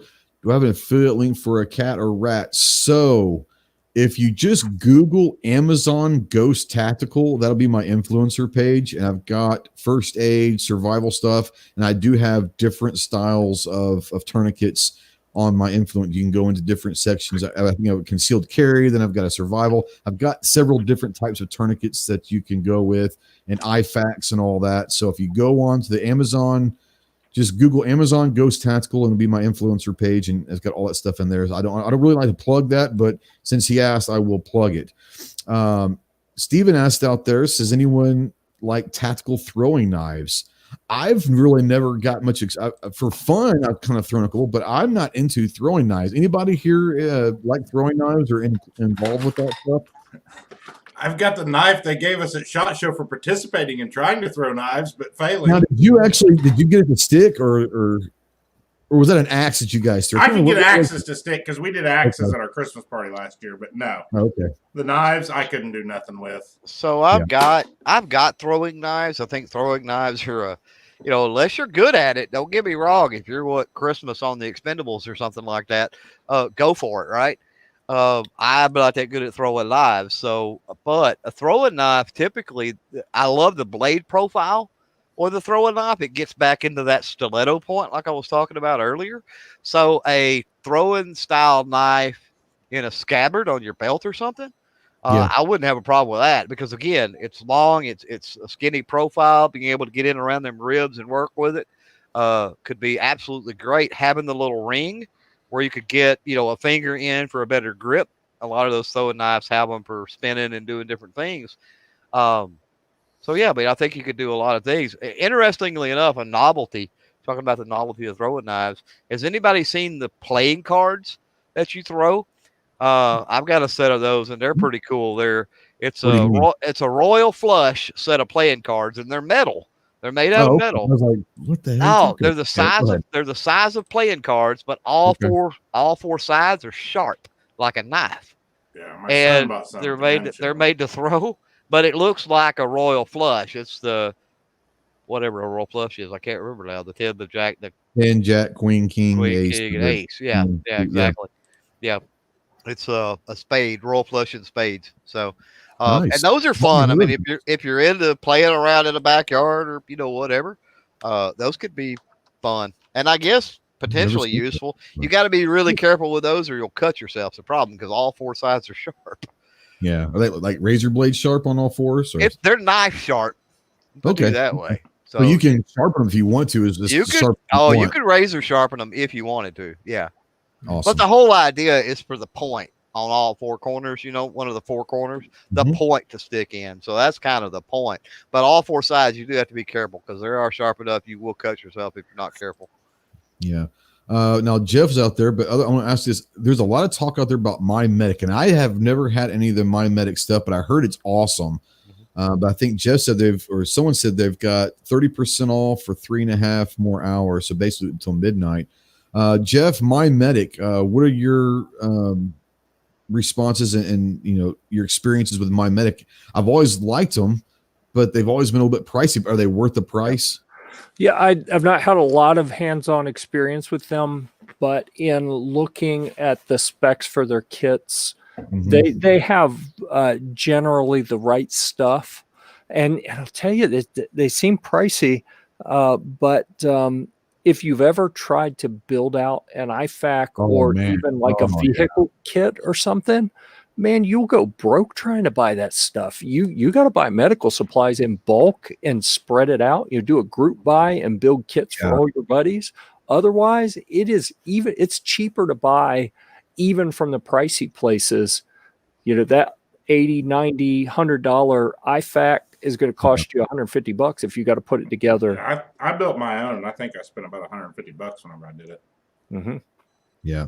I'm not going to lie. I'm a cheap bastard. I do have some that are that I have bought that are good to go. They packed them in. They've got everything you need just for basic first aid kits and all of that I've got all over the cars and all that.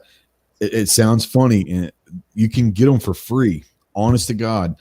If you go around to your town and go to different doctor's office and you walk in, talk to I've done this before and it's legit. They'll help you out. Walk in and say, look, I'm trying to put together a first aid kit for my daughter or for someone for the house or whatever. Do you have any extra bandages or ointments or Band-Aids that you'd be willing to donate for the cause? And a lot of times they'll just give you a box of Band-Aids or a big old thing of gauze or wrap or whatever, and you go hit a bunch of them. You can put together 10 first aid kits pretty easily for free just by asking the doctor's office, because most of the time they're given that stuff by suppliers, so they've got so much of it. Don't be afraid to go ask doctors' offices that they have extra stuff, and just say, hey, I'm trying to build a decent first aid kit for the family or whatever, for a trip or for school or whatever. Most of them are more than happy to give you at least something, whether it's Band-Aids, if not everything. They'll give you a bunch of stuff, and you do that to 4 or 5 different offices. You can put yourself together a bunch of really decently supplied first aid kits for sure. They'll give you Cialis samples too if you ask. Right. Mm-hmm. So my medic is, I will say, very limited experience with them, but it's definitely good stuff. Another one that I'll throw out and mention is AMP3. I think the website's amp-3.net. That is USN ER doc. Don't know if he still does anything on YouTube, but used to. USN ER doc, and he is a retired ER doctor, former Navy ER doctor as well, and that runs that owns that company. So some really good kits there. amp3.net. Is that the guy that was on the yeah, he's been at the pop-up preview at SHOT Show? Yeah, they've been in the pop-up the last couple of years or so. Yeah. Okay. Great guy. Awesome. G23, he's got a lot of experience. He said he got a video out there about my medic kit. If he said he can call in. If you want to call in, bro, go ahead and call in. We'll put you on the air. I ain't afraid to put anybody on the air. It depends on if you want to be on the air or not, but go ahead and call if you'd like and kind of educate us on that coast, because I am interested, and especially if I can get them for 30% off. Like I said, I've got to spend some money for the end of the year for tax purposes. So that might be something that would be a great addition to. Okay, here we go. Let's answer this. Armed Citizen Podcast. Who's this? Hey, Ghost, it's G23. What's up, homie? So my medic, you're talking about the recon kit. Is that a specific type of kit, or is it just a style, or what? So the recon kit is like one of their like trauma 1 kits. Oh, it's a trauma kit, even better. Yeah. And with my medic, you have different levels. You have your basic, which is a little cheaper. And then you have your advanced in every single one, in your IFACs. Mm-hmm. And they have cheap kits too, which come in like a plastic bag that's sealed. So Okay. you can get some of those for like $20. Okay. Or you can go and move on up to just like a regular first aid kit. Then you can go to like IFACs. And they have all different kinds of kits. And a great thing about with like my medic is that they also accept HSA. Okay, really interesting. So that's awesome. You can order it with an HSA, and at that point, then you can write that off on your taxes as a medical expense. That's really good to know, because a lot of them you can't do that. That is really good to know. So is it mymedic.com? Is that what it is, G23? Yes, sir. MyMedic.com. And you've got a video you said out there of your kit. So go out to G23's YouTube page, and he's got a video. Is that right? You have your MyMedic kit or just a kit itself? I have the MyMedic Recon kit that I did a video on. Awesome. Bro, you're more than welcome to stick around if you want. But thanks for calling, because like I said, I've heard of them. I know they've always been expensive, so I kind of looked away, but everyone says they're good. So yeah, they've been doing a lot of Black Friday, and I think they're doing right now 30 or 35% off on all their stuff. So that's even helped reduce the cost also. Yeah, it does. Because I think one of the I don't know how long ago it was, probably a year or so ago. It was one of their packs that it was a first aid and a trauma. For those out there, first aid and trauma kits are different, but it had both of them, and it was like $250. I was like, damn! But that might be something. If it's 30% off, that might be well worth something at that price point. Yeah. I mean, I think they're great. Yeah, most definitely. Yeah, I'll have to look at that. And everyone out there in the chat said that they're really good stuff. So. That's good. But like I said, man, you're more than welcome to stick around if you want. But if not, hey, thanks for calling in, brother. Oh, yeah. Anybody else? It's been an hour and a half. So I want to start out with Yehuda and say we've talked about a lot of stuff tonight about EDC. If you're talking to someone out there that's literally getting into EDC, the genre of EDC in general, from the very beginning, what's the one piece of advice that you would give someone who's just getting into the everyday carry lifestyle? Well, I think the first thing people look for in the everyday carry lifestyle is a firearm. I don't think they realize that there's a lot more to EDC. So my first thing, and I can't even begin to tell you how often, especially with so many of the Jews now purchasing firearms, and obviously me having the whole pew pew Jew, I have people turning to me left and right, and they're like, oh, so what's the best gun for this? What's the best gun for that? Should I buy this gun? And my answer to them always is go to a range, try out, you can go and say, hey, I'm looking for an everyday carry gun. What are some of the popular ones on the market? Test fire them, then come back and tell me which one you want. I said, you got to be comfortable with what you're going to be carrying and what you're going to be shooting, because what works for me doesn't work for you. So that's what I would say is probably the biggest piece of advice I can give to anyone who is thinking about getting into the EDC world. Absolutely. Real quick, man, plug your stuff. Where can people find you all over? What projects do you have? Do you have any books coming out? You've been quarantined. Have you written like 4 books in 12 days? I bet you have. So I have, people can find me on Instagram at the Pew Pew Jew. I'm doing a really cool Instagram live tomorrow night with Rachel Malone. Nice. Very excited to do that with her, talking about all these anti-gun bills that have been pushed in Texas. But people can find me at the Pew Pew Jew, thepewpewjew.com.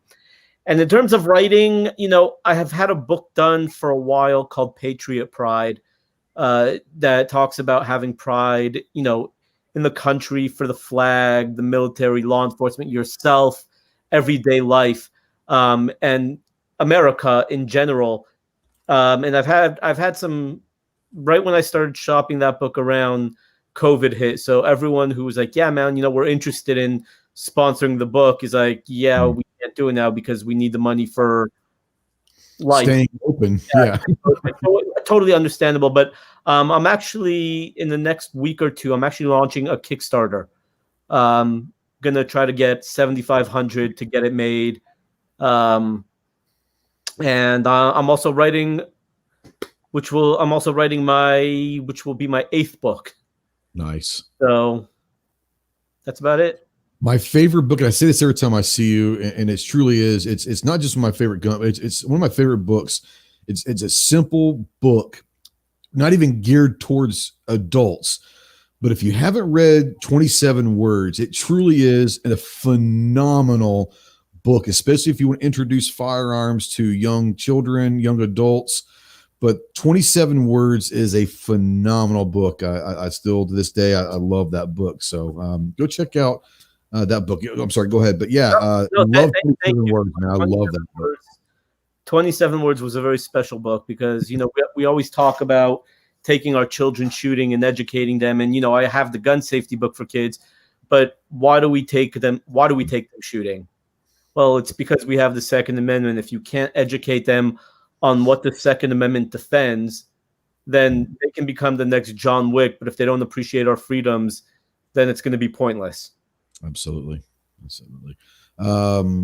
for coming on, bro. And we'll make sure Shay have the new books and all that. Hope everyone in the family is safe and well, gets well soon, and you can actually get out and breathe some fresh air here before too long.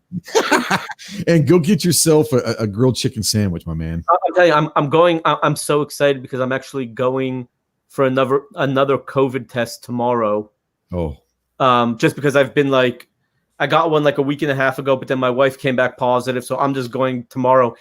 I can't wait to go because I'm getting out of the house. You're getting out of the house. And even if you have to go back to quarantine, you can still get yourself a chicken sandwich on the way home. Exactly. Thanks, Yehuda. I appreciate you, bro. Gary, what you got going on? You want to tell people about the channel, plug, any projects coming up? And once again, the same question. If you had maybe one piece of advice for newcomers to the lifestyle, what would that advice be? Hey, George, by the way. Fitness pussy. I'm sorry, I say that loud. Get as much info as you can before you go buy a gun. Be educated, try some different things, and get something that works for you, not what your buddies carry or what you think is the coolest thing, but make sure that you can shoot it and you're comfortable with it. That being said, I've got 2 live streams, Friday night, Foul Territory, 9 Eastern, 8 Central, and the Early Bird Chat Sunday mornings, that's at 10 Eastern, 9 Central. That gets me Sunday mornings every week, bro. You don't understand. I'm at work, how helpful that is to, even if I'm not joining, I'll put it on my earbuds, and Sunday mornings go by so much more fast. Thank you so much for that. 4 hours worth of talking. You're welcome. Occasionally I'm getting some videos out, hoping to get one out this week because I promised some people I would. So got to get busy and get behind the camera. And anyway, thanks for the invite. Appreciate it. Man. Anytime. Jeffrey, gear report us to death, man. What you got going on over there? I got it all. You know what I got that I'm most pleased with that I want to tell everyone about? Yeah. I have articles by Ghost Tactical and Clover Tech. Those are really what I'm most proud of. Those are in the catalog because it's been a while since I've given one in. I'm sorry about that, by the way. Those are the most viewed articles on Gear Report. So at one point we were 1 and 2, weren't we? We still are, I'm sure. Pretty much. Yep. Yep. And people talk about like the Gundies. I've gotten notes about, oh, that's so awesome that you're up there, and I'm like, no, don't act like it's me. I mean, Gear Report's a team. I'm just the cat wrangler. Everyone else contributes more than I do. Hey, something that I want we should talk about soon is the radio stuff. Oh, I ran him off. See, if I'd have said radio earlier, we'd have got rid of his ass. I mean, come back, Ghost. That's what I meant. So. Yeah, there's several of us that are working on the radio stuff. Oh, he went to get his, though. He couldn't be one-upped. I just got a 4-pack of these today. Some company sent them, and it's like, hey, what am I going to do with all 4 of them? The radio itself. What's that? The push-to-talk speaker or the radio itself 4-pack? Oh, it's a kit that's got the push-to-talk and an earpiece and a radio and a charger. And it's actually the complete retail package. I opened it up. I thought it was going to be 4 in one kit. It's actually 4 retail packages with everything. Oh, wow. Okay. But I'm going to have to get the license because I use them at Scout Camp. I have for years. The Baofeng or Pofeng or whatever they call it. Baofeng. Yeah, that's what I use. Yeah, the UV82s. I've used those for years at Scout Camp. UV5R. Programmed for the frequencies that they use, that the FCC has assigned them. So I haven't had to get the training because I don't think it counts I think it's a different license. I have a commercial radio telephone operator's license, which means that I can operate a commercial radio station, but I don't think that's the same as this stuff. But no, it's I gotta learn my license here in the next week or so. Hope maybe this weekend, possibly, but I'm waiting for you to write something about the steps of the process and where to get the information to study. I definitely will once I take the tech class, the exam. I mean, right now I can tell you where to study because Clover kind of set me up where to help study, and it's called hamradioprep.com. But once I take, and I tell you the best resource in the world, there's 2 channels. One of them is a good friend of ours, Snob, Gary, and Clover and myself go way back with them. But Hosh Nazi, Josh is awesome. He's like one of the big dogs of ham radio. He's a gun channels guy. And but he's one of the big dogs. But go look up Ham Radio Crash Course is his YouTube channel. And he's got playlists for how to study, how to begin. He's awesome. And there's another channel called Ham Radio 2.0. And he's good friends with Hosh. But yeah, Hosh is like an expert in that. So I've been talking to him a lot in the last couple of weeks, and he's helped me a lot as well. But yeah, hamradioprep.com is where Clover kind of sent me. And I've been using that to study, and they give practice tests and all of that. It's really, really cool. But yeah, once I get my tech license in the next week or two, I'll probably do one on kind of a how-to step, but I'm by no means in a position to talk about ham radios yet because I'm an absolute newbie. But I can maybe talk about the process of taking that tech class exam kind of once. It's going to be boring to a lot of people, but there are people, especially in the gear report realm, that might find it interesting for sure. Right. Yep. So let's see. Yeah, everyone go the Gundies. You can vote every day. I know Ghost is there, Clover's there. Anyone else that's on the panel that's Snob up for is. Gundy stuff? Snob is, yeah. Right. Yes, I saw you on there. Snob's on there. I think Snob and I are both up for breakout. I don't even know what it's called, breakout creator of the year or something. So go vote for Snob. I don't. It's a breakout creator electric boogaloo 2. That's what it is. But yeah, go vote for Snob. He's done a great job this year. So yeah, lots of love to pass around there. The budgets on the Gundies. There's a bunch of people. Just go to thegundies.com. And I haven't been over there yet.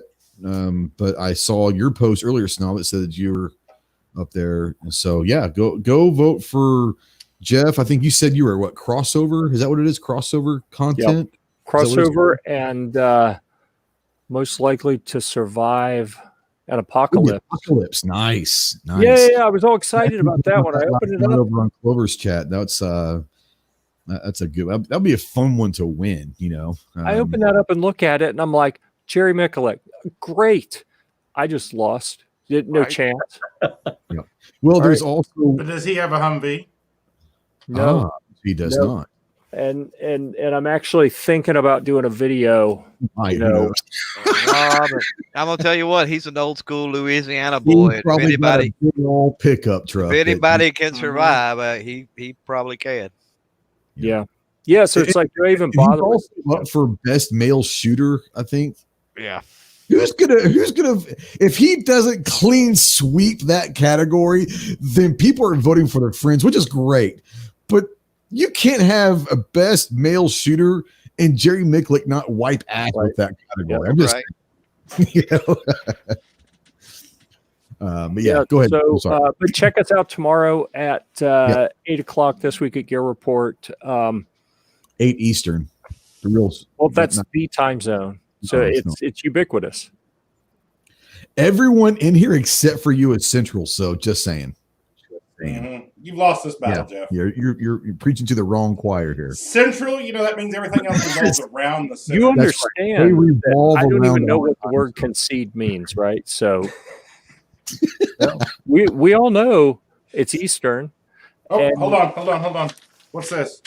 Oh, it's 3,000 more votes. 3,000 more votes saying Central is the real time zone. Just came in. I verified the signature. This was a Dominion voting machine that did that. Jeff, the only chance in hell you have winning the most likely to survive the apocalypse is if you put a little D next to your name in the voting. You might win that. They might come up with some votes that you've never seen before. Well, he is D-list. He's been upgraded to D-list, hadn't he? Oh, shit.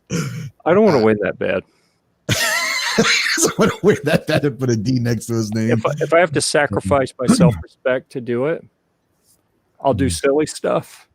I would consider dressing up as a little Bo Peep if it would make a difference, but I will not put it will make a difference. My name. It will make it if you we will spread that. I promise you, we will help spread that everywhere. Yep. Make a vote for Gear Report video. Dress up like little Bo Peep. I can assure you, everybody on the panel will share it. I've already got it shared. So, the point that I was trying to drive home was I would rather do that than put a D beside my name. I think that preserves my self-respect better than putting a D beside my name. I'm waiting for that video. I'm waiting for that post, and I will share the piss out of it everywhere. I'll go make up other platforms that I'm not a part of. I'll go create a username just to share it on there. If you take a picture of yourself as little Bo Peep, I'm in. And I'm not even offended or weirded out or anything. I'm flattered that you want to see me in that outfit that bad. Read the private chat, Jeff.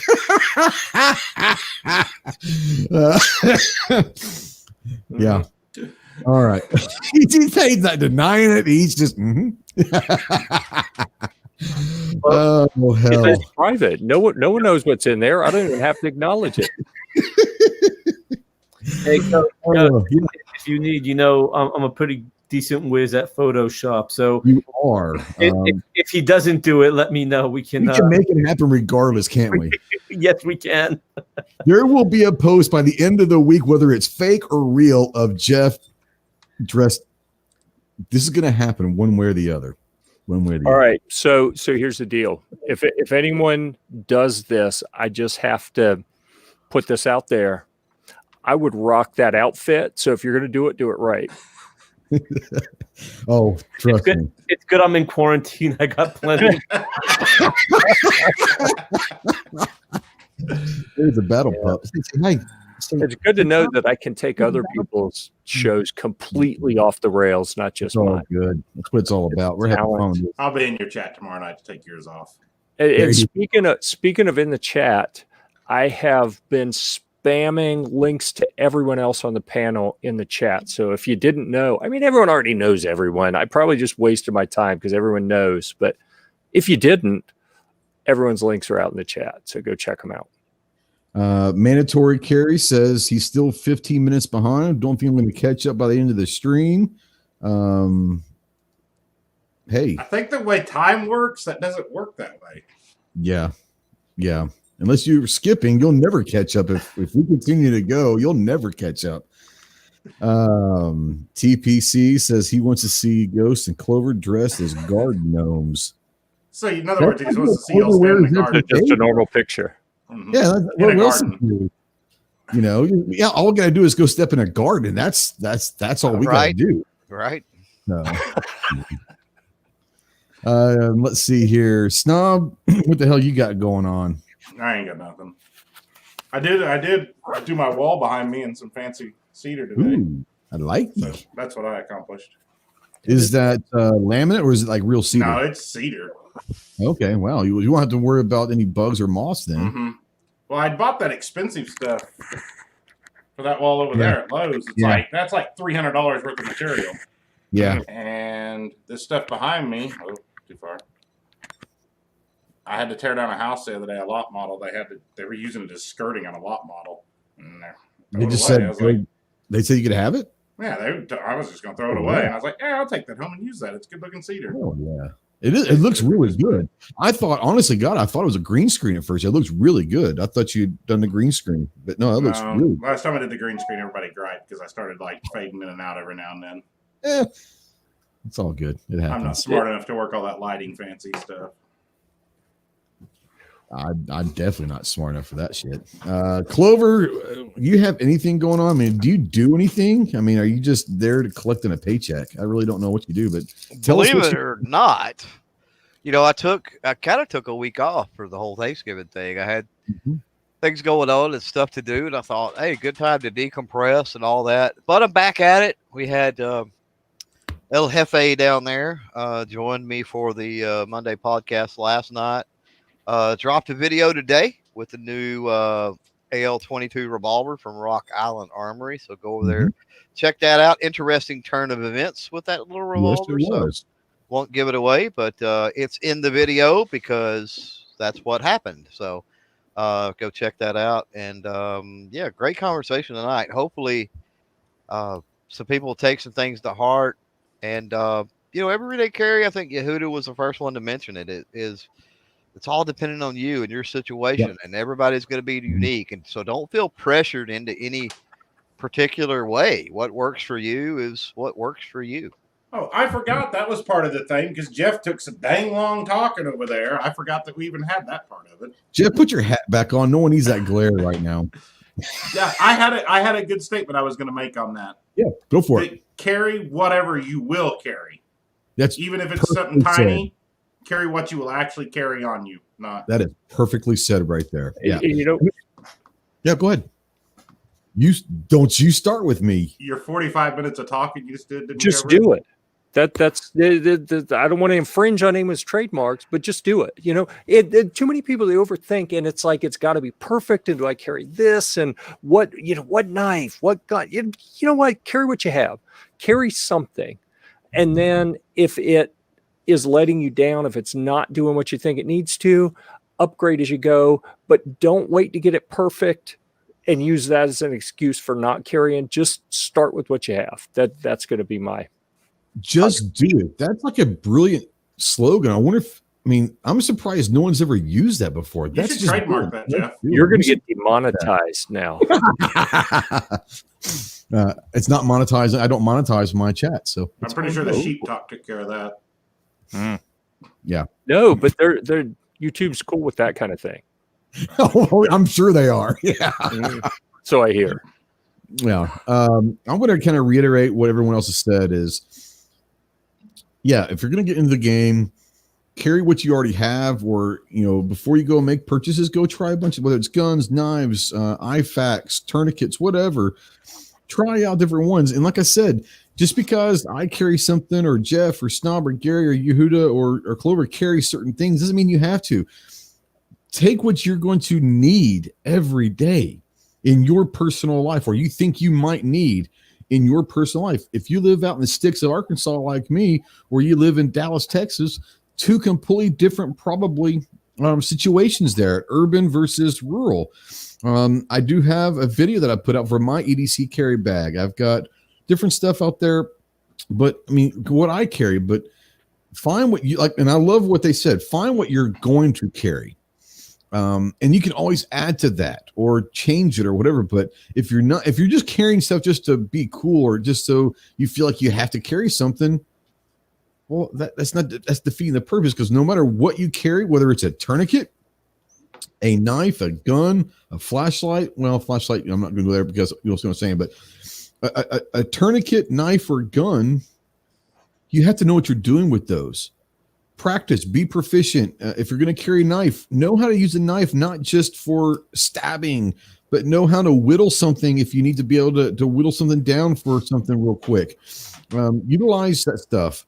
Know how to, you can have a tourniquet, but if you don't know how to use this thing, you can do more damage trying to help someone if you don't know what you're doing with a tourniquet. Learn how to do it. Most of the time you go to a local hospital or high school, and they're going to give free first aid, even stop the bleed classes for free. Go take one. It's learn how to do CPR, something like that. Excuse me. If you're not going to carry a gun or a knife, you can still be part of the solution in an emergency situation if you have some medical or first aid training behind you. So I recommend doing that.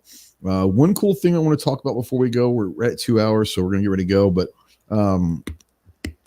in the next couple of months, I think I'm getting ready to be able to, if I can figure out how to get it home, heavy sumbitch.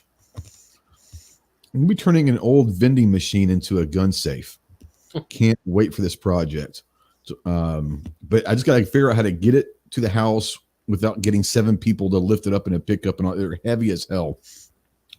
But I'm gonna have access possibly to 2 vending machines, old drink machines, and I'm gonna turn them into gun safes. So I'll be looking in the next few months. That'd be kind of a cool project.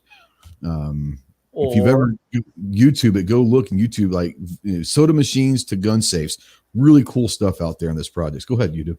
Or you can convert one to a safe, put the other one outside your house with little money on it. Dime bags of 9mm. People can come and get 5 rounds at a time. All right, so you know what I really want to do is if I could go get a baggie and baggie up 50 rounds like a little small baggie and get one of those old games with a little claw that you had to go and try to pick it up, because at the weight of 9mm baggies, they're not going to be able to pick it up and bring it. But I can make so much money, put it out there and say, hey, you might win for a quarter.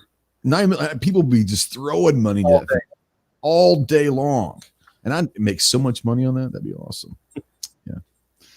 Jeff decided to jump out, but now he's back. I don't know what the hell happened. But guys, no, go check out all these guys. Go check out their Patreons. I know pretty much everyone has got a Patreon.